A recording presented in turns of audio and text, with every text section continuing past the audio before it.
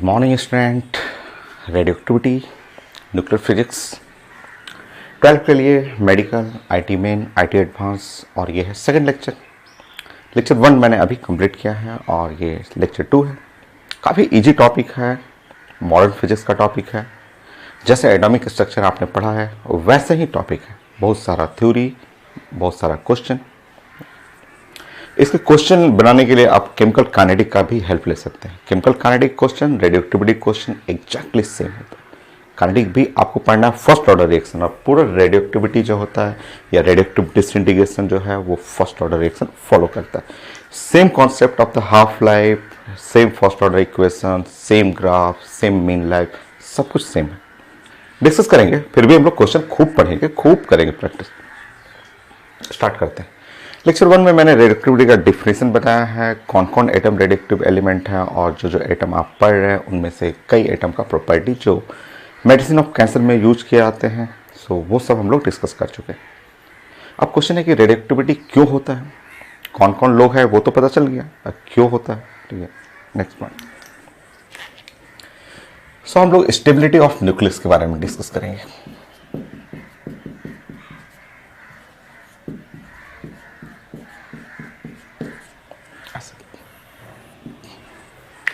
देखिए, आपका रेडियोएक्टिविटी क्या है, न्यूक्लियस डिसइंटीग्रेट करता है, ब्रेक कर जाता है, वो वीक फोर्स है, वीक पॉइंट है, डिसोसिएट करेगा अल्फा बीटा गामा रे में। ठीक है, सो स्टेबिलिटी ऑफ न्यूक्लियस के लिए देखिए दो रूल है। एक जो पुराना रूल है वो n/p रेशियो।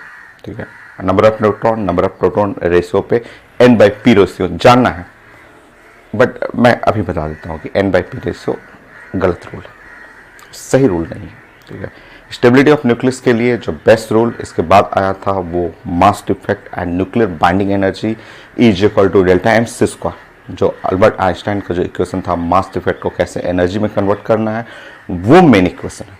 ठीक है, बट आपको पढ़ना है, आपके सिलेबस में है कि आपको n/p रेशियो भी पढ़ के आना। ठीक है, n/p रेशियो भी जानना है आपको। ठीक है, उससे क्वेश्चन भी कभी कभी मिल जाता है आपको। ठीक है, तो न्यूक्लियर स्टेबिलिटी के लिए दो rule. First rule n/p ratio, जो कि गलत है। शुरू में साइंटिस्ट लोग ऐसे प्लान किए कि n/p रेशियो कैसे सोचे, वो हम लोग डिस्कस कर दे रहे हैं। फाइनली वो रूल गलत आया, तो उसके बाद अल्बर्ट आइंस्टाइन का mass defect and nuclear binding energy, वो रूल परफेक्ट था। वहां से खूब सारे क्वेश्चन, खूब सारे ग्राफ आपको स्टडी करना है। पहले पढ़ते हैं stability of nucleus based on n/p ratio.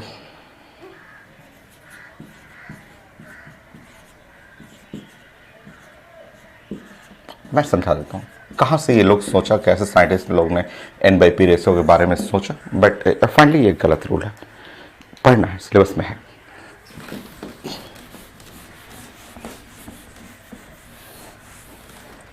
सबसे पहले नंबर 1,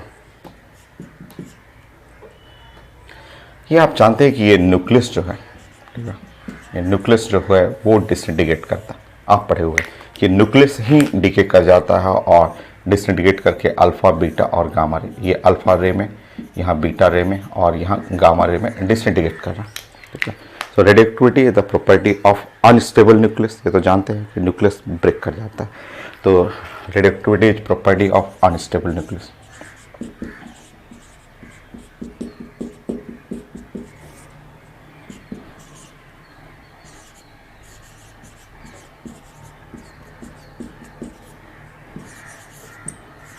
अनस्टेबल न्यूक्लियस। अब सब साइंटिस्ट लोग खोजने लगे कि क्यों न्यूक्लियस अनस्टेबल है, न्यूक्लियस क्यों अनस्टेबल है, क्यों न्यूक्लियस डीके कर रहा है, क्या रीजन है। तो उसके लिए आपको जाना पड़ेगा Rutherford alpha scattering experiment. Atomic structure जो आपका खूब अच्छे से पढ़ा हुआ है, जो 11th क्लास के लिए भी था, 12th क्लास के लिए भी था, फिजिक्स के लिए भी था, केमिस्ट्री के लिए बहुत ज़्यादा इंपॉर्टेंट टॉपिक, वहाँ आप पढ़े हुए हैं।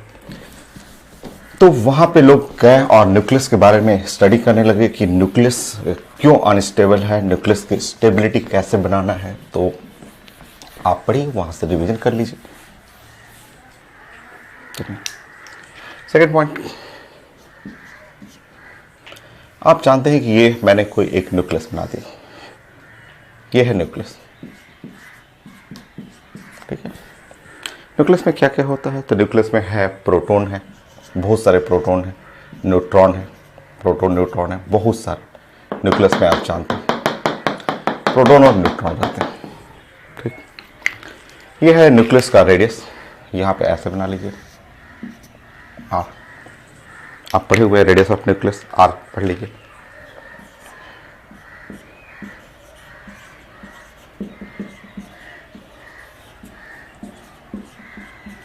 सो ये सब सारा चीज़ें पढ़ा हुआ है, जस्ट रिवीजन है कि रेडियस ऑफ न्यूक्लियस आप जानते हैं कि इसका डाटा कई फॉर्म में आप लिखते हैं। आप लिखते हैं 10⁻⁻15 मीटर, या फिर आप लिखते हैं 10⁻⁻13 सेंटीमीटर, ऐसे लिखते हैं। या फिर आप इसको लिखते हैं 1 फर्मी। 1 फर्मी, 1 फर्मी का मतलब होता है 1 FM भी लिख सकते हैं। सो ये है रेडियस ऑफ न्यूक्लियस, जो आप जानते हैं कि 10⁻⁻15 मीटर -13 सेंटीमीटर फर्मी या 1 FM। या आप एग्जैक्ट वैल्यू करना चाहेंगे तो आप 1.2 इंटू 10⁻⁻13 सेंटीमीटर इंटू A⁻1/3, जो एग्जैक्ट डाटा भी अगर लिखना चाहेंगे तो आप लिख सकते हैं। आप पढ़े हुए हैं where A4 atomic weight.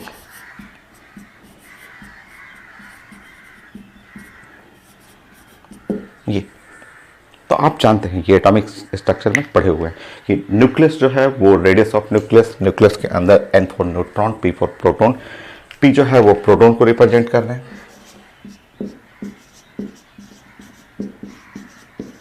N for है न्यूट्रॉन। सो न्यूक्लियस का रेडियस आप जानते हैं, आप लिख सकते हैं अलग अलग यूनिट में। एग्जैक्ट चाहिए तो एग्जैक्ट लिख सकते हैं, सब पढ़ा हुआ आपका। ना आपको बताया था मैंने कि न्यूक्लियस के अंदर जो है ये जो प्रोटॉन न्यूट्रॉन जो है आपको सब पढ़े हुए हैं। ये जो न्यूक्लियस हो,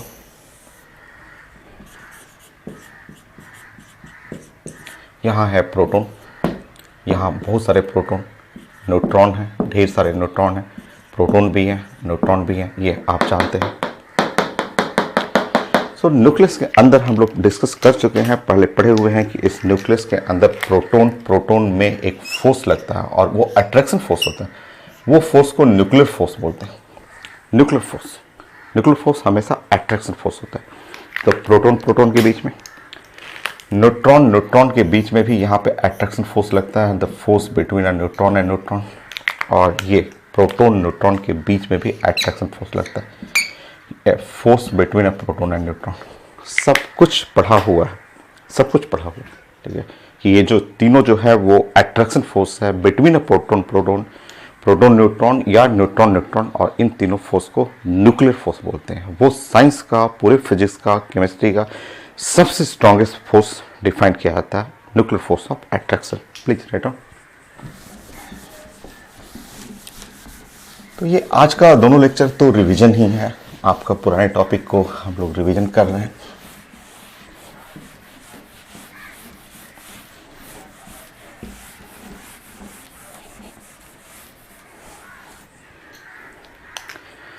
सो ये जो फोर्स देख रहे हैं कि फोर्स बिटवीन अ प्रोटॉन, ये है force between a proton neutron और फोर्स बिटवीन अ न्यूट्रॉन। ये साइंस को आप जानते हैं कि ये तीनों फोर्स को बोलते हैं न्यूक्लियर फोर्स।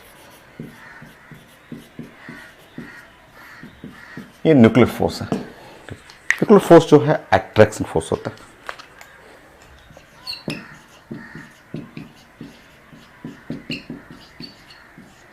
ये अट्रैक्शन फोर्स होता है, स्ट्रॉन्गेस्ट फोर्स इन नेचर, पूरे नेचर का सबसे पावरफुल फोर्स।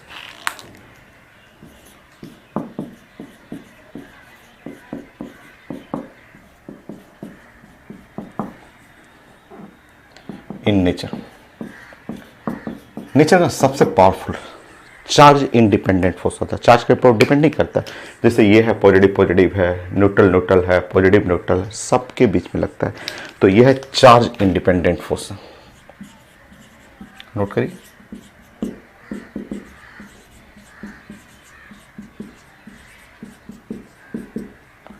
सो चार्ज इंडिपेंडेंट फोर्स है, नोट करिए प्लीज।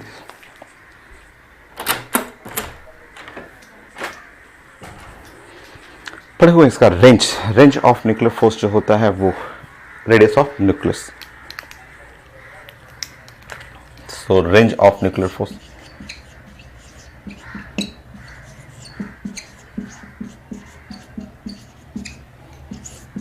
सो रेंज आप लिख सकते हैं यहाँ पे कई डाटा में 10 पे पावर -15 मीटर भी लिख सकते हैं, या 10 पे पावर -13 सेंटीमीटर लिख सकते हैं, या 1 फर्मी लिख सकते हैं। बस रेडियस ऑफ न्यूक्लियस इसी के अंदर ही लगता है, ये इसका रेंज है, इससे बाहर नहीं लगता, बस इसके अंदर ही न्यूक्लियस के अंदर लगता है। ये फोर्स है, स्ट्रॉन्गेस्ट फोर्स है नेचर का, अट्रैक्शन फोर्स है, चार्ज इंडिपेंडेंट फोर्स है, और रेंज, इसको शॉर्ट रेंज फोर्स भी बोलते हैं, इसको आप बोल सकते हैं short range force, short range force. और आप ये भी जानते हैं कि न्यूक्लियस को जो है पूरा बांधे हुए है, यही न्यूक्लियर फोर्स है जो एकदम टाइट बांधे हुए हैं। और इन सारा फोर्स में अगर ये तीनों न्यूक्लियर फोर्स देख रहे हैं, इसमें सबसे powerful force, strongest nuclear force है प्रोटॉन एंड न्यूट्रॉन। पढ़ा हुआ है, मैं डिफाइन कर चुका हूं आपको। सो स्ट्रॉन्गेस्ट न्यूक्लियर फोर्स जो है प्रोटॉन एंड न्यूट्रॉन।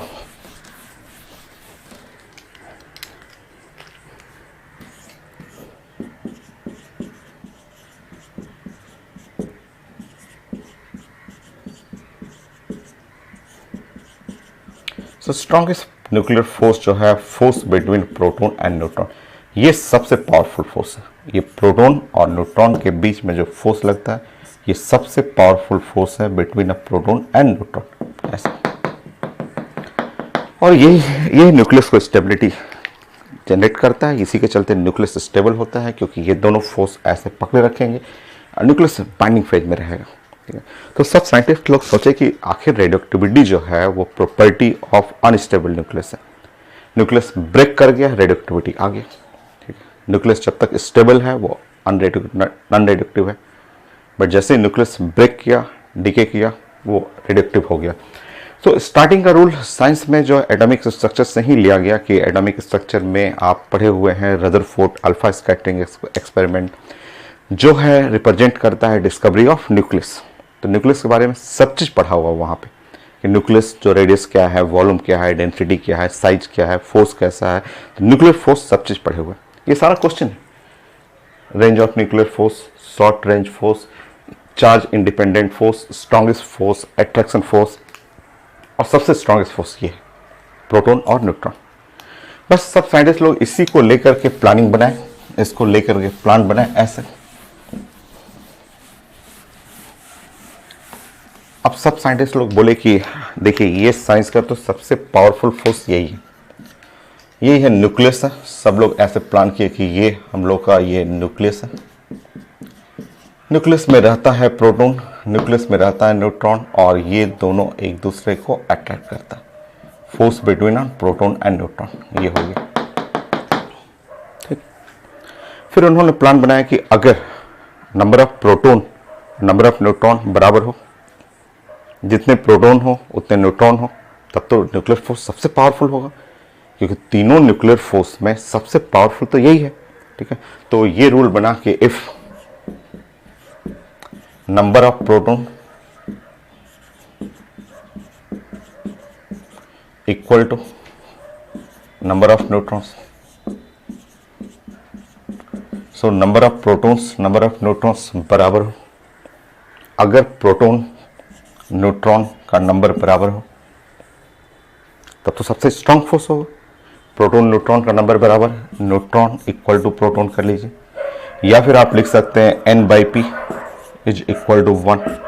अगर न्यूट्रॉन प्रोटॉन बराबर हुआ, अगर number of neutron number of proton exactly same हो गया, या n/p रेशियो 1 कर लीजिए, तो इस केस में सबसे स्ट्रांग फोर्स लगेगा, क्योंकि ये फोर्स प्रोटॉन न्यूट्रॉन के बीच में सबसे फोर्स होता है, स्ट्रॉन्गेस्ट फोर्स होता है।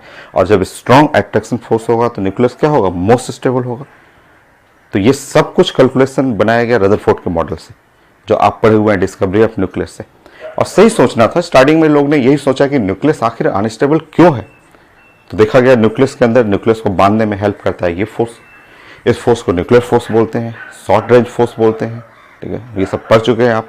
और जब ये फोर्स सबसे टाइट होगा, सबसे पावरफुल होगा, तो न्यूक्लियस स्टेबल होगा। फोर्स कैसे सबसे अच्छा होगा, जब प्रोटॉन का नंबर न्यूट्रॉन का नंबर बराबर हो, या n/p रेशियो 1 हो। तब बोला गया कि इसका मतलब ऐसा न्यूक्लियस साइंस का द मोस्ट स्टेबल न्यूक्लियस बनेगा। तो ये एक साइंस में रूल बनाया गया N/P ratio for stability of nucleus, ठीक है। और ये N/P रेशियो 1 हो तो वो साइंस का मोस्ट स्टेबल न्यूक्लियस है। आप चेक कर सकते हैं, सब साइंटिस्ट लोग ने ये रूल बनाया और चेक करके दिखाया, बोला कि आप चेक कर लीजिए कार्बन 612 चेक कर लीजिए N/P ratio, now neutron 6/6 is equal to 1, most stable. बोले और चेक करना है, कर लीजिए, nitrogen 714 N/P ratio 7 divide by 7 1, check कर लीजिए। और चेक करना, चेक कर लीजिए, ऑक्सीजन है 8 है 16 है और N/P रेशियो 8/8 इक्वल टू 1, और बोला गया कि चेक कर लीजिए, देखिए ये साइंस के मोस्ट स्टेबल न्यूक्लियस और होते भी हैं, सही आया था। ये है मोस्ट स्टेबल न्यूक्लियस।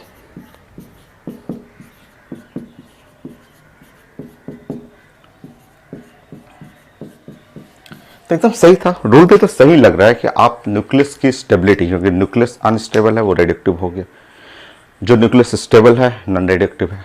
तो स्टेबिलिटी कैसे होगा, तो स्टेबिलिटी होता है न्यूक्लियर को बांधने वाला फोर्स, और फोर्स सबसे स्ट्रांग फोर्स है न्यूट्रॉन प्रोटॉन। तो जितना number of neutron number of proton बराबर कर लीजिए, नाउ N/P रेशियो, यही रूल बना N/P ratio for stability of nucleus, कि न्यूट्रॉन प्रोटॉन का नंबर बराबर हो, ये फोर्स सबसे ज़्यादा होगा, लीड करेगा, और N/P रेशियो 1 होगा, न्यूक्लियस मोस्ट स्टेबल है, चेक करके देख सकते हैं, सही आया था। फिर दूसरा रूल बना साइंस में कि अगर N/P रेशियो ग्रेटर देन 1 या लेस देन 1, अगर ये 1 से डेविएट हुआ तो न्यूक्लियस लेस स्टेबल होगा, चेक करके देखते हैं।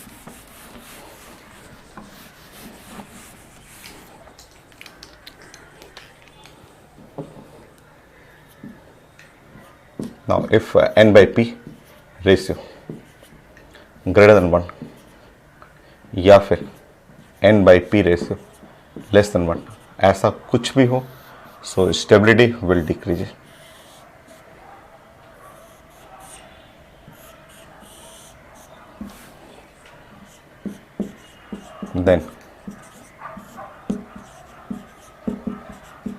then stability of nucleus will decrease.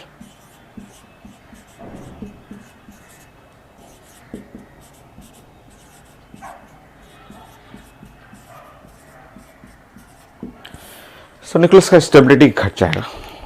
So equal to 1 most stable, अगर ग्रेटर देन 1 या less than 1, generally greater than 1 ही होता है, लेस देन 1 बहुत कम है, बट ग्रेटर देन 1 हो तो स्टेबिलिटी घट जाएगा। और 14 ऐसे ले लीजिए, कार्बन 640, ठीक है, चेक करते हैं, ठीक है। सो N/P ratio, number of neutron हो गया 8, नंबर ऑफ प्रोटॉन करिएगा 6, सो N/P रेशियो 8/6,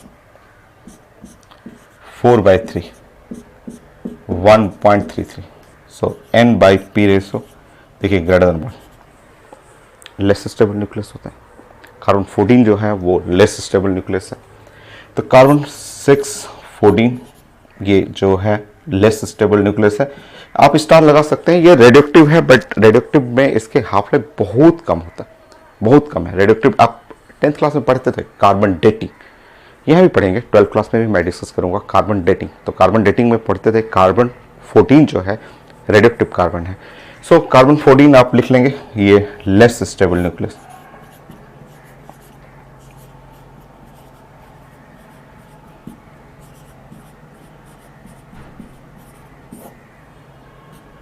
स्टार्ट कर लीजिए। रेडियोएक्टिविटी है बट बहुत कम, इसका पावर बहुत कम होता है रेडियोएक्टिविटी में। नेक्स्ट रूल बना कि इफ N/P ग्रेटर देन 5, अगर आपका 1.56 जो है, if N/P greater than equal to 1.5, then radioactive nucleus, ठीक है, फॉर रेडियोएक्टिव न्यूक्लियस, ये रेडियोएक्टिविटी का रूल बना।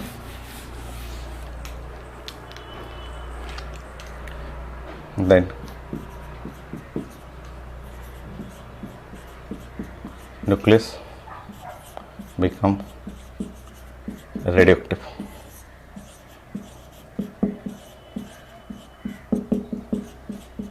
चेक करके देखिए, यूरेनियम 92 और 235, चेक करके देखिए, आप चेक करके देखिए कि ये रेडियोएक्टिव आ रहा है कि नहीं, चेक करिए।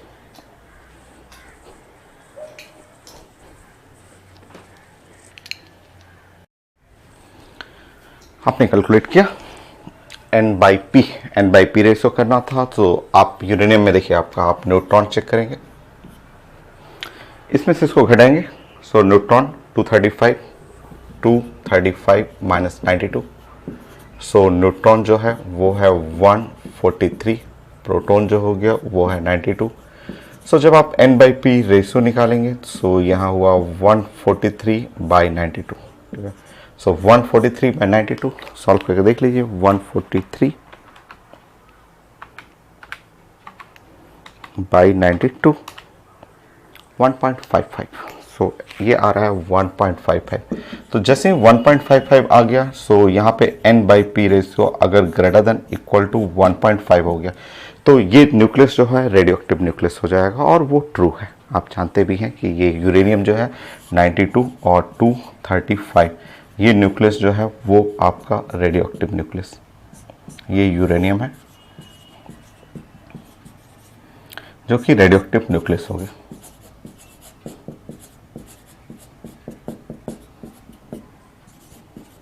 तो ये साइंस का ये फर्स्ट रूल था न्यूक्लियस के स्टेबिलिटी के लिए, और सही रूल था क्योंकि ये न्यूक्लियस स्टेबिलिटी, न्यूक्लियस बाइंडिंग जो है वो न्यूक्लियर फोर्स के ऊपर डिपेंड करता है, और वो न्यूक्लियर फोर्स जो है प्रोटॉन न्यूट्रॉन के बीच में सबसे स्ट्रांग होता है। तो ये कॉन्सेप्ट शुरू में बना था, और यहाँ एक रूल बनाया गया रेडियो एक्टिविटी के लिए, और ये रूल बना N/P रेशियो का कॉन्सेप्ट आया कि N/P रेशियो, और ऐसे बोला गया फिर कि if n is called number of neutron,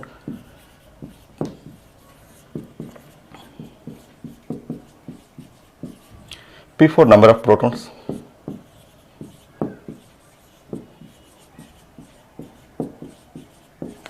so number of neutrons, number of protons, और ये साइंस का रूल बना कि अगर N/P रेशियो इक्वल टू 1 आ जाएगा तो ऐसे न्यूक्लियस साइंस में मोस्ट स्टेबल न्यूक्लियस आएंगे।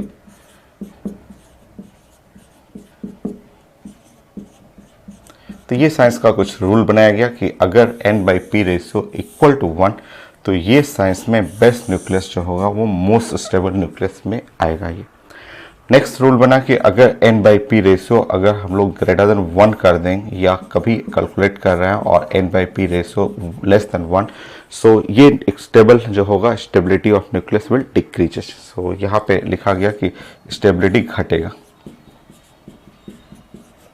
of nucleus will decrease.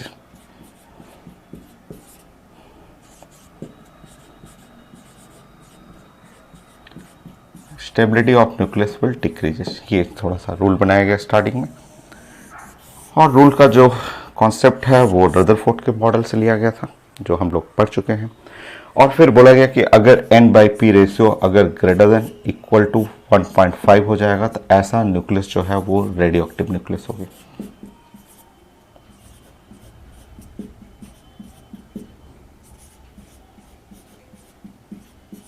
तो ऐसे न्यूक्लियस साइंस में रेडियो एक्टिव न्यूक्लियस बन जाएंगे। तो ये था साइंस का रूल, ये रूल बनाया गया।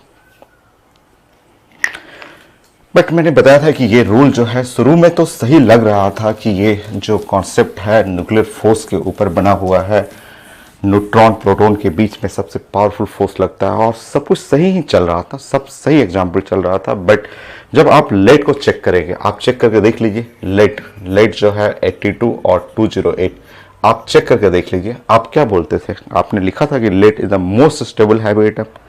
साइंस के बारे में आप पढ़े होते इसके बारे में, लेट के बारे में, कि ये मोस्ट स्टेबल हैवी एटम है। जरा चेक करते हैं, अगर मैं इसमें नंबर ऑफ न्यूट्रॉन निकालूं 208 माइनस 82, और इस तरह हो जाएगा 126। चेक कर लीजिए। नंबर ऑफ प्रोटॉन निकालेंगे, प्रोटॉन हो गया 82, just number of neutron, number of proton अगर मैं डिवाइड करूं 126/82, सो 126/82 चेक कर लेते हैं। सो 126 ये आ रहा है 1.53, ये देखिए 1.53।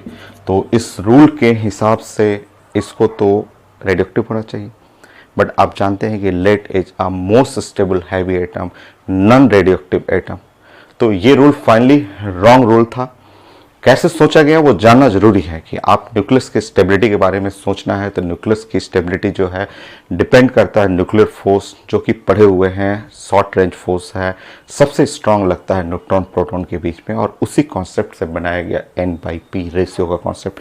शुरू में सब सही लग रहा था कि ये सही एक्सप्लेन कर रहा है, ये सही है और ये सही है, बट बाद में प्रॉब्लम होने लगा। तो यहाँ पे आपको लिखना है कि रेडियोएक्टिव, ये जो आज दिखा रहा है कि N/P ग्रेटर देन 1.5, वो बता रहा है कि radioactive atom,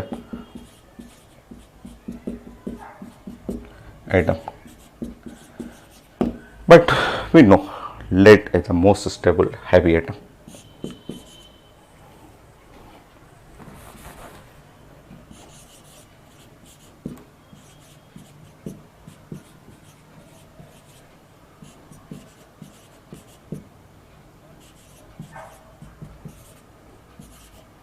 Most stable heavy atom.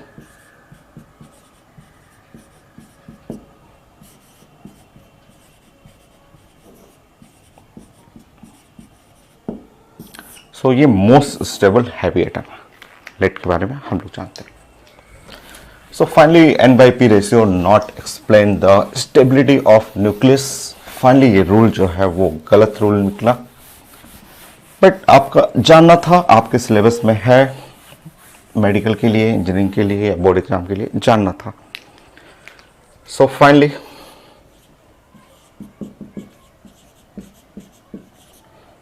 N/P ratio not explain the stability of nucleus.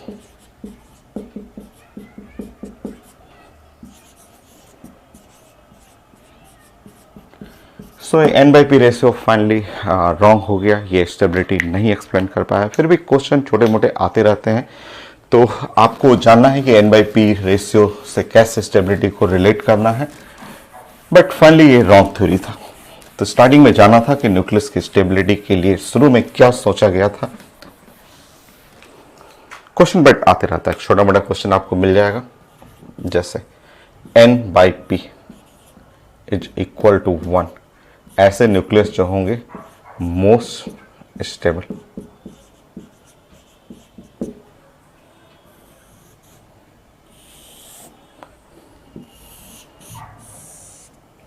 और N/P ratio greater than equal to 1.5, so ऐसे न्यूक्लियस जो होंगे वो लेस स्टेबल एंड रेडियोएक्टिव।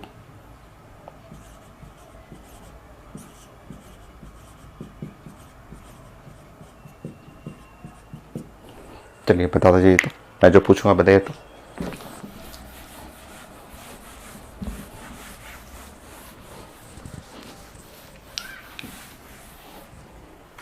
बोलिए, मैं पूछ रहा हूं कि फॉर लेस स्टेबल, अगर मुझे एग्जाम में आए कि लेस स्टेबल एटम और न्यूक्लियस, कोई भी एटम या न्यूक्लियस के बारे में बात करें, बोलते जी मैं पूछ रहा हूं, वो बताइएगा। अगर लेस स्टेबल न्यूक्लियस है बोलिए तो N/P। N/P बस बताना है मुझे, N/P कैसा, मिनिमम या मैक्सिमम, बस ये टर्म बताना है आपको कि मिनिमम या मैक्सिमम। लेस स्टेबल, अगर लेस स्टेबल है या रेडियोएक्टिव एटम है तो N/P रेशियो पूछता है एग्जाम में कि N/P रेशियो कैसा, तो आपको बोलना है मैक्सिमम। देखिए N/P ratio high, so less stable चाहिए तो N/P रेशियो मैक्सिमम। फिर से लेस स्टेबल एटम के लिए मैं पूछ रहा हूं N, ऐसे भी लिखा रहता है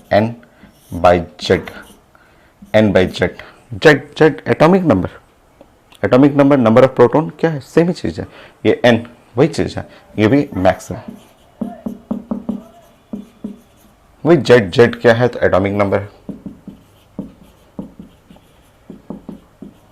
कैपिटल N या small n number of proton. तो इस तरह क्वेश्चन आते रहता है कि अगर लेस स्टेबल न्यूक्लियस है या एटम है तो N/P रेशियो मैक्सिमम चाहिए। देखिए यहाँ पे, या N/Z रेशियो मैक्सिमम, या कई बार पूछेगा अच्छा बताइए, इस तरह बता दीजिए। बोलिए Z by N ratio, Z by N ratio, बोलिए जेड बाई एन रेशियो पूछता है कि मैक्सिमम या मिनिमम। अगर ये मैक्सिमम है, ये मैक्सिमम होगा तो ये वाला रेशियो क्या होगा, मिनिमम। तो आप कर लेंगे मिनिमम।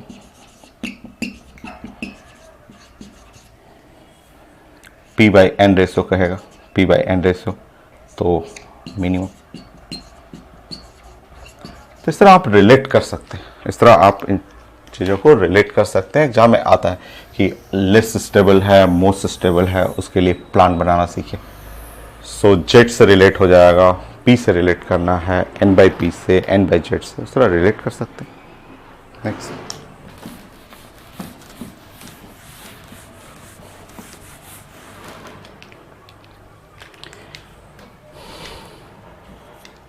मान लीजिए कोई भी आपसे पूछ देगा कि यहाँ पे मोस्ट स्टेबल कौन सा है। ऐसे मैंने दे दिया, जिंक कर दिया और जिंक 30 कर दिया, और यहाँ पे कर लिया 65 कर लिया, ऐसे 64 कर लिया, ऐसे जिंक कर लिया ऐसे, और 30 कर लिया, 60 या मान लीजिए 65 है तो 67 कर लिया मैंने, ऐसे जिंक कर लिया और 30, और 69 कर दिया, जिंक कर लिया और 30, और इसको कर लिया 70, ऐसे कर लिया। मान लिया option A B C D ऐसे लिखा हुआ, और पूछा जाएगा कि बताइए इनमें से मोस्ट स्टेबल कौन है। तो मोस्ट स्टेबल एटम में अगर आपको मोस्ट स्टेबल करना चाह रहे हैं तो N by P ratio, N by P ratio कोशिश करिएगा। एन बाई पी रेशियो जो होगा क्लोज टू 1, मोस्ट स्टेबल के लिए द क्लोज टू 1। अगर मोस्ट स्टेबल देखना है तो 1 के पास, ठीक है, वेरी क्लोज टू 1। चलिए यहाँ पे देखेंगे तो यहाँ पे है 35 बाई 30, ठीक है। यहाँ पे देखेंगे 37 बाई 30, ये है 39 बाई 30, ये है 40 बाई 30। तो वेरी क्लोज टू द, जो आप जानते हैं कि अगर मोस्ट स्टेबल है तो N by P ratio close to 1, ये एन बाई पी रेशियो जो है क्लोज टू 1। मोस्ट स्टेबल के लिए एन बाई पी रेशियो जो 1 के सबसे पास है वो सबसे बेस्ट होगा। तो सबसे अच्छा कौन सा होगा, ये वाला होगा। ये सब जैसे से जा रहे हैं दूर भाग रहा है आपका। तो ये सब तरीका है कि देख के आप पहचान सकते हैं कि मोस्ट स्टेबल कौन सा एटम।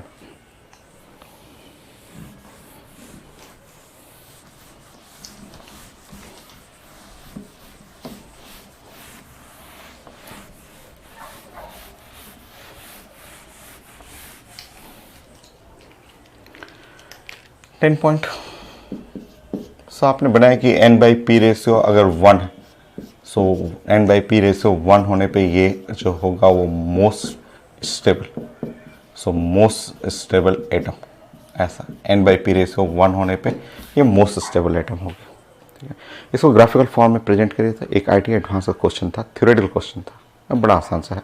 देखिए आप अगर आप इसको प्रेजेंट करेंगे एन बाई पी ऐसे करेंगे, एन इक्वल टू प्रोटॉन होगा तो ये एटम जो है वो मोस्ट स्टेबल हुआ, ये मोस्ट स्टेबल हुआ, ऐसे, ठीक।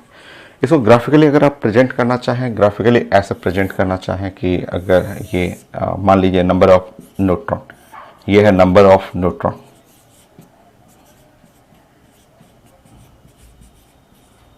ऐसे, ये एक्सिस नंबर ऑफ न्यूट्रॉन कर लीजिए, ये एक्सिस कर लेंगे नंबर ऑफ प्रोटॉन।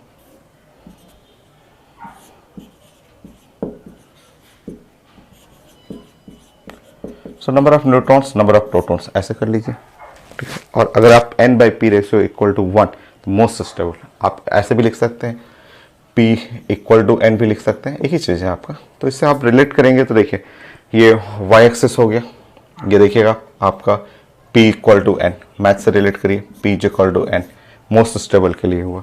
p कौन सा एक्सिस है, y एक्सिस, और ये n कौन सा एक्सिस है, x, y equal to mx, straight line passing through the origin. तो ये लाइन जो है, ये लाइन पे, इस लाइन पे जो बैठेंगे, ये जो ओरिजिन से ये 45 डिग्री से बनते हुए जा रहा है, इस लाइन पे जो भी एटम बैठेंगे वो होंगे मोस्ट स्टेबल एटम। यहाँ पे ये सही ग्राफ नहीं है, आप बना लीजिए, फिर मैं थोड़ा और करेक्ट करता हूँ। ऐसे इस ग्राफ पे जो रहेंगे वो मोस्ट स्टेबल होंगे, ठीक है, ऐसे। तो ये आप जो आप मोस्ट स्टेबल देख रहे हैं उसको ग्राफिकल फॉर्म में भी प्रेजेंट कर सकते हैं, बट सही ग्राफ ये नहीं है। सही ग्राफ देखिए आप, मैं बनाता हूँ तो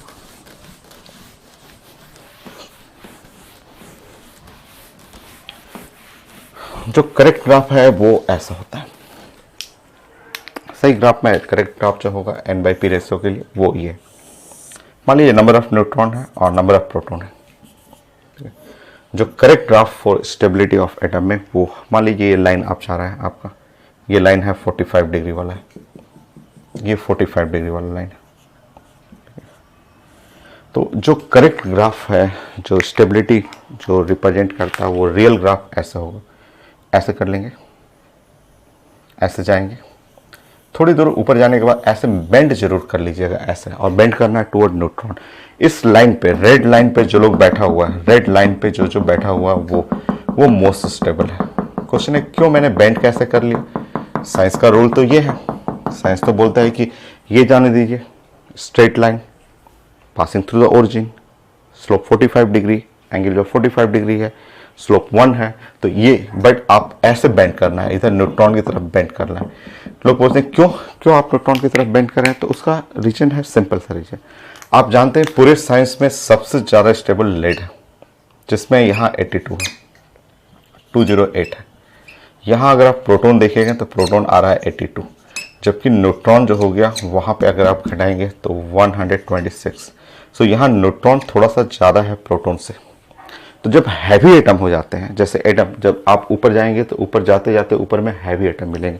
जब हैवी एटम आएंगे तो वो स्टेबिलिटी लाइन बेंड कर जाएगा टुवर्ड न्यूट्रॉन, यहाँ न्यूट्रॉन की तरफ बेंड करेगा। लोअर एटम में ठीक है, छोटा एटम रहेगा तो N/P इक्वल टू ये सही है, बट जैसे हैवी आना शुरू करेगा तो वो बेंडिंग होगा टुवर्ड न्यूट्रॉन। न्यूट्रॉन ज़्यादा है, न्यूट्रॉन ज़्यादा हो गया, प्रोटॉन कम रहेगा। ठीक है, तो ये ग्राफ आपको जानना था कि ये इस लाइन पे, इस ग्राफ पे, रेड लाइन पे, इस पे जो बैठे हुए हैं एटम वो मोस्ट स्टेबल एटम है।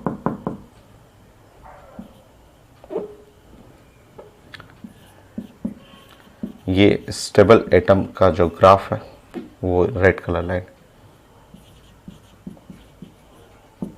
आप वो लेड का एग्जांपल इसलिए लिखा है मैंने क्योंकि आप जानते हैं कि पूरे साइंस में जो मोस्ट स्टेबल एटम, नहीं मैंने ये नहीं बोला है कि मोस्ट स्टेबल एटम है, मोस्ट स्टेबल के बगल में जरूर लिख रहा हूँ, मैं बार बार लिख रहा हूँ heavy, most stable heavy atom. तो बड़े एटम में जब हैवी एटम आएगा तो ग्राफ जो है वो बेंड करेगा toward the neutron, neutron side में बेंडिंग कर लीजिएगा। तो इस लाइन पे जो है स्टेबल एटम मिलेंगे। तो ये ग्राफ पूछा हुआ था आईडी में, पूछा गया था क्या ये सही है? तो आंसर है नहीं, वो सही नहीं है, सही ये है। वो तो थ्योरेटिकल वैल्यू है, ऐसे N/P रेशियो ही रॉन्ग है, फिर भी आपको जानना है। तो ग्राफ, करेक्ट ग्राफ ये है।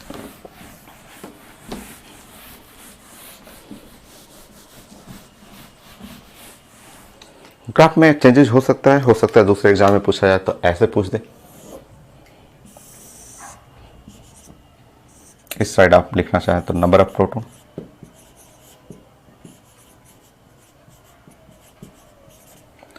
इस साइड लिखना हो नंबर ऑफ न्यूट्रॉन।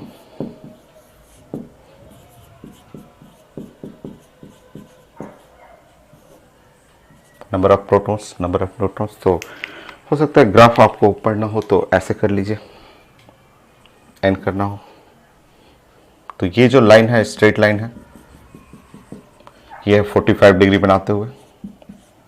तो आज जो ग्राफ आप बेंडिंग करेंगे ना, ग्राफ जब आप बेंड करेंगे तो ग्राफ को प्लीज ऐसे बेंड कर लीजिएगा, क्योंकि टुवर्ड न्यूट्रॉन ऐसे बनाते हुए जब हैवी एटम की तरफ जाएंगे तो ऐसे टुवर्ड न्यूट्रॉन बेंड कर लेंगे, टुवर्ड न्यूट्रॉन ऐसे बेंड कर लेंगे, और इस लाइन पे जो बैठेगा वो स्टेबल एटम में माना जाता है।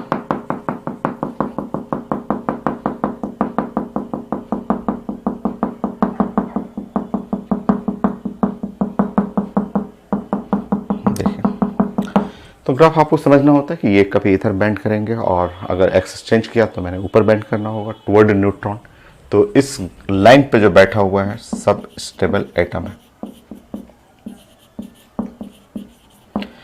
तो N/P रेशियो देखिए यही था स्टार्टिंग में सोचना कि न्यूक्लियस के बारे में, कि न्यूक्लियस क्यों अनस्टेबल है, वो रिलेट करना एटॉमिक स्ट्रक्चर के रदरफोर्ड अल्फा स्कैटरिंग एक्सपेरिमेंट जिसमें discovery of nucleus, nuclear force relate करना, उस फोर्स में पहचाना कि स्ट्रॉन्गेस्ट फोर्स कौन है और उसके हेल्प से N/P रेशियो बनाना।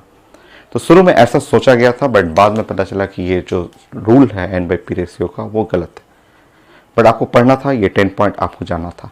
फाइनल रूल जो स्टेबिलिटी ऑफ न्यूक्लियस बनाएगा वो nuclear binding energy and mass defect, वो कॉन्सेप्ट है, वो अल्बर्ट आइंस्टाइन का कॉन्सेप्ट E = डेल्टा mc², कैसे मास को एनर्जी में कन्वर्ट करना है, वो मेन थ्योरी है।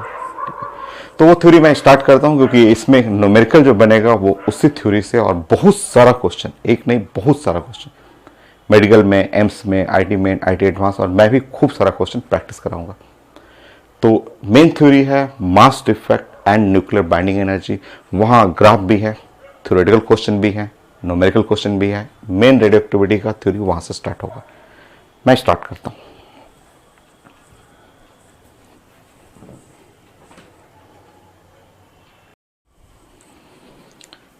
नेक्स्ट आपको टॉपिक है रेडियो एक्टिविटी में mass defect and nuclear binding energy for stability of nucleus. ये मेन थ्योरी है। इसी थ्योरी से आपको बहुत सारा question, theoretical question, graphical question और न्यूमेरिकल क्वेश्चन मिलेगा आपको।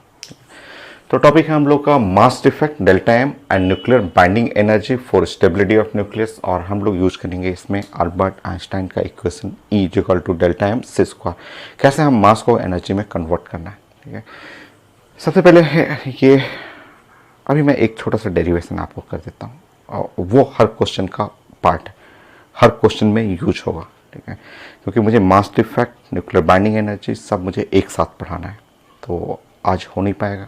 ठीक है, क्योंकि इसमें ग्राफ भी है और काफ़ी इंपॉर्टेंट थ्योरी है, जैसे क्वेश्चन आपको यहाँ से बहुत सारा क्वेश्चन मेडिकल इंजीनियरिंग और बोर्ड में बनता है क्वेश्चन। ठीक है, तो मैं अभी जो टाइम है मेरे पास उसमें मैं एक डेरिवेशन कर देता हूँ जो हर क्वेश्चन का पार्ट है, हर क्वेश्चन में जरूरत पड़ेगा आपको। सो नंबर 1 ये मैं डेरिवेशन कर सकता हूँ यहाँ पे, अभी जो टाइम है हम लोग के पास, तो 1 AMU ऐसे लिख लेंगे।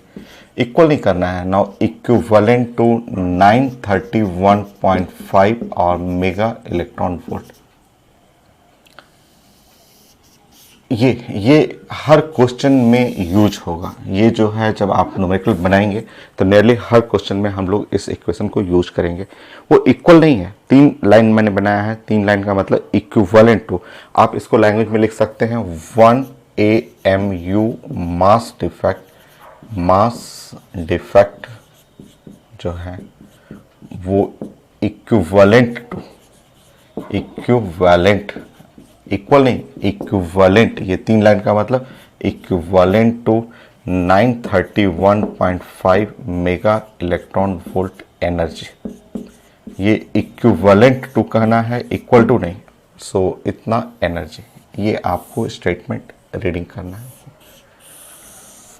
So 1 AMU mass defect equivalent to, not equal to, equivalent to 931.5 mega electron volt energy. ठीक है, ये मैं डायरेक्ट कर देता हूं क्योंकि ये हर क्वेश्चन में आपको यूज होगा। डेरिवेशन में हम लोग कुछ 11th क्लास यूज करेंगे। मोल कॉन्सेप्ट, एनर्जी कन्वर्ट करना, यूनिट कन्वर्ट करना। यूनिट एकदम प्रैक्टिस कर लीजिएगा आप। एटॉमिक स्ट्रक्चर बल्कि आप रिवीजन शुरू करिए, क्योंकि एटॉमिक स्ट्रक्चर जो है 12 का सबसे इंपॉर्टेंट टॉपिक है मॉडर्न फिजिक्स का।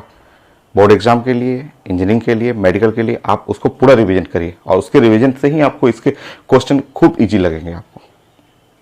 चलिए कन्वर्ट करते हैं। सबसे पहले मैं आपको डिफाइन करता हूँ। सबसे पहले मुझे ये चाहिए नंबर 1, इसको डेरिवेशन करने के लिए कैसे ये बराबर आया मास डिफेक्ट और एनर्जी में। सो आपको सबसे पहले बनाना है, मुझे चाहिए mass of 1 atom of carbon 12। इसके 1 एटम का सबसे पहले मास निकालना है, हमें मास निकालना है इसका, weight of 1 atom of carbon 12 in ग्राम।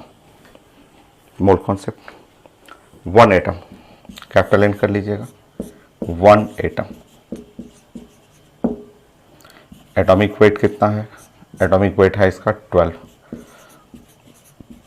पर मोल। 11th class mole concept, mole concept काफ़ी यूज होता है इसमें, खूब यूज होगा मोल कॉन्सेप्ट, इसलिए वो 11th क्लास के टॉपिक को एक बार रिवीजन कर लीजिए। मोल कॉन्सेप्ट जानते हैं, number of mole. Number of mole का एक फॉर्मूला होता है weight by molecular weight. Number of mole का एक फॉर्मूला होता है capital N by Avogadro number. ना इन दोनों फॉर्मूला को हम लोग इक्वेट कर लेते हैं। इस फॉर्मूला को इक्वेट करेंगे तो वेट मिल जाएगा मुझे। चलिए बनाते हैं।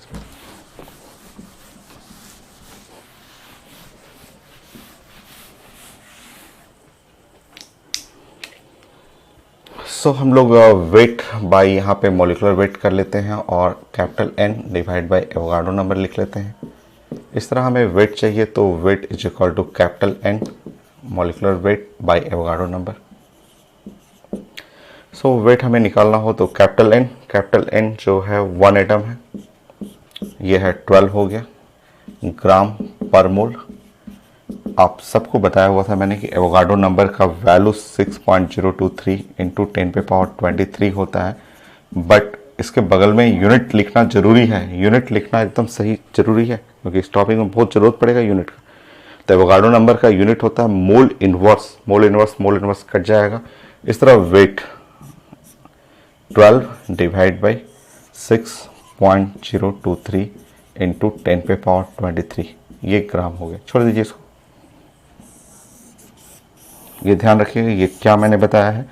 तो ये जो आपने निकाला है weight of 1 atom of carbon 12 के एक एटम का आपने वेट निकाला।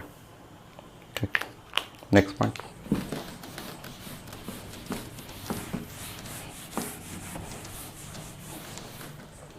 Second point. सो ये आपको जानना है अकॉर्डिंग टू आयोपेक, जो IUPAC जो केमिस्ट्री का ऑर्गेनाइजेशन है, international union of pure and applied chemistry, Geneva में जो ऑर्गेनाइजेशन है, उन लोग ने डिफाइन किया कि 1 AMU इसका रीडिंग करेंगे तो 1 A for atomic, M for mass और यूनिट, वो वहाँ का डिफिनेशन बनाया गया है कि 1 AMU इज इक्वल टू 1/12। ये स्टैंडर्ड डिफिनेशन है 1/12 time the weight of 1 carbon 12 atom.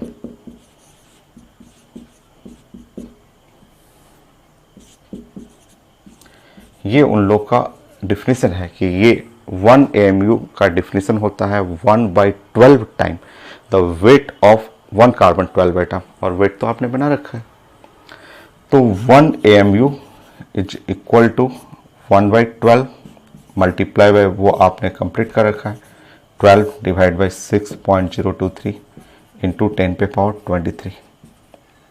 ये यूनिट है ग्राम में। तो यह कन्वर्जन फैक्टर हो गया कि 1 AMU को कैसे कन्वर्ट करेंगे ग्राम में। तो अब डायरेक्ट आप यूज करना है, बट आप समझना जरूरी था कैसे साइंस में कन्वर्जन किया गया है। तो अब आपको ये बन गया कि 1 AMU is equal to finally 1 divide by 6.023 into 10 पे पावर 23 ये ग्राम हो गया। और बेटर फॉर्म में इसको सॉल्व करेंगे तो 1 AMU is equal to, solve करिए इसको तो 1.66 इंटू 10 पे पावर -24 ग्राम ये हो गया। या आप इसको किलोग्राम में करना चाहेंगे तो देखेंगे 1.66 इंटू 10 पे पावर -27 किलोग्राम। और बहुत अच्छे से आप देखें इसको ध्यान से तो पता चलेगा ये तो मास ऑफ प्रोटॉन है, ये मास ऑफ प्रोटॉन, ये तो प्रोटॉन के मास के बराबर आ गया। तो कई लोग ऐसे याद रखते हैं कि 1 AMU is equal to real में मास ऑफ प्रोटॉन है, तो प्रोटॉन के मास के बराबर आ गया। बट कैसे आया है वो साइंस का रूल समझिए पहले। रियल डिफिनेशन ये है, आप 1 AMU को डिफाइन किया गया है, आयोपेक ने ऐसे डिफाइन किया। उसको जब आप सॉल्व करते गए, सॉल्व करते करते पता चला कि 1 AMU मास ऑफ प्रोटॉन के बराबर, वो तो 1.6 से 10 पे पावर -27 किलोग्राम या -24 ग्राम हो गया। तो 1 AMU को मास में कन्वर्ट कर लिया आपने, वो भी ग्राम में, किलोग्राम में। ये नेक्स्ट, अब उसको एनर्जी में कन्वर्ट करना है। Third point. सो कन्वर्जन सीखना है आपको एग्जाम में डायरेक्ट यूज किया जाता है, बट कैसे आया है वो साइंस को समझना तो चाहिए आपको। थर्ड पॉइंट,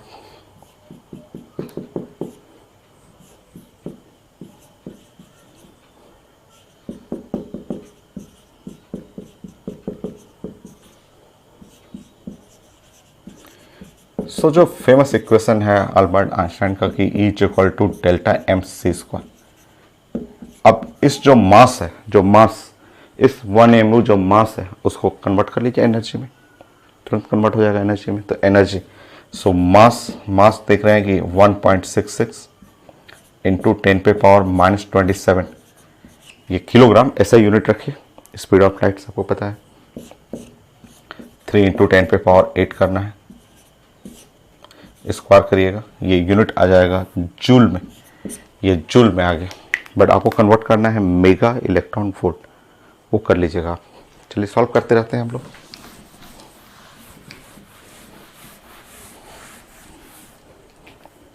यूनिट कन्वर्ट करना सीख लीजिए, एटॉमिक स्ट्रक्चर रिवीजन शुरू करिए, क्योंकि इस टॉपिक में खूब अच्छे अच्छे क्वेश्चन हैं जो एकदम यूनिट कन्वर्जन के हेल्प से बनेगा। तो जो मैं पहले आपको बहुत सारा बता चुका हूँ, 1.66 10⁻⁻27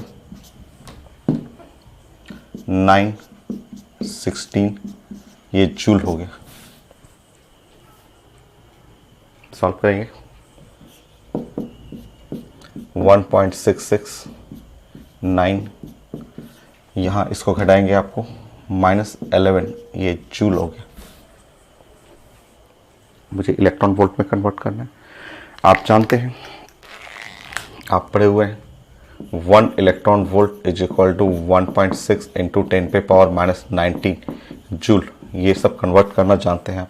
तो 1 जूल करेंगे तो यहाँ पे हटाएंगे तो 1 डिवाइड बाई 1.6 इंटू 10⁻⁻19, ये इलेक्ट्रॉन वोल्ट। ये कन्वर्जन फैक्टर आप जानते हैं, वो जूल को रिप्लेस करिए और ये डाटा रखिए उसके जगह।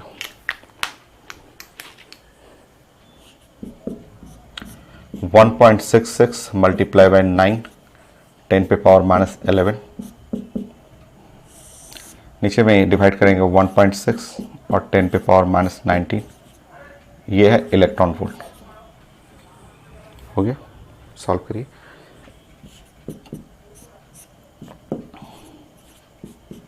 नाइन 1.6, ये ऊपर पावर चला जाएगा, 19 में से 11 घटा लीजिए तो हो गया 10⁸8, ये है इलेक्ट्रॉन वोल्ट।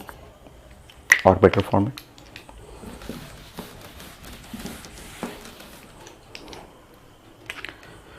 सो एनर्जी जो है आपका 1.66 मल्टीप्लाई बाय 9, 2 जीरो इधर कन्वर्ट कर दिए, 2 जीरो इधर दे दीजिए, 10⁸8 है ना, तो 2 जीरो इधर दीजिए, तो ये हो गया 10⁶ इलेक्ट्रॉन वोल्ट। 10⁶ इसलिए कर रहा हूँ कि मेरा था कन्वर्जन में मेगा या मिलियन इलेक्ट्रॉन वोल्ट, तो M for mega electron volt.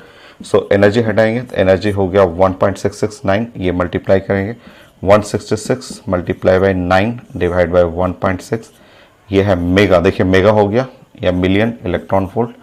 जब आप सॉल्व करेंगे यही आंसर आ जाता है 931.5 मेगा इलेक्ट्रॉन वोल्ट, ऐसे। तो ये है आपका कन्वर्जन जो आपको सीखना था, आपको जानना था कि कैसे हम लोग एनर्जी मास में कन्वर्ट करते हैं। और ये हम लोग का रिलेशन हर क्वेश्चन में यूज होगा। 1 AMU इज इक्वल टू नहीं, equivalent to 931.5 mega electron volt. तो ये जनरली हर क्वेश्चन में यूज होगा। इसको बनाने के लिए मैंने यूज हेल्प लिया है E is equal to delta M C square, ऐसा।